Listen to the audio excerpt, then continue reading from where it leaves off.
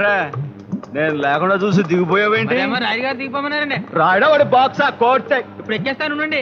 వద్దులే బాగా అలసిపోయావు గాని పొద్దునే చెద్దని తినొచ్చారండి.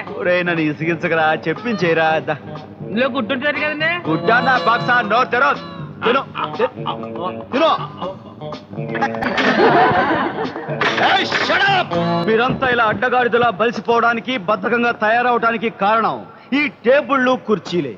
కాబట్టి నేను రేపటి నుంచి ఈ ఆఫీస్ని ఓ కొత్త టైప్ లో తయారు చేస్తాను. అదేమిటంటే ఈ కుర్చీలు బల్లలు తీసేసి ఇక్కడ చాపలు అవి పరుస్తా. మీరంతా దాని మీద కూర్చుని పని చేసుకోవాలి. ఎలా ఉంది? బ్రహ్మాండంగా ఉంది.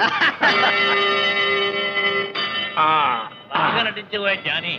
ఇక ఈ పూటకి ఇక్కడ తెర దించేసి ఇంటి దగ్గర తెర. ఇంటి దగ్గర మాత్రం ఇంత ఓవర్ చేయకూడదు. జాగ్రత్తగా ఉండాలి.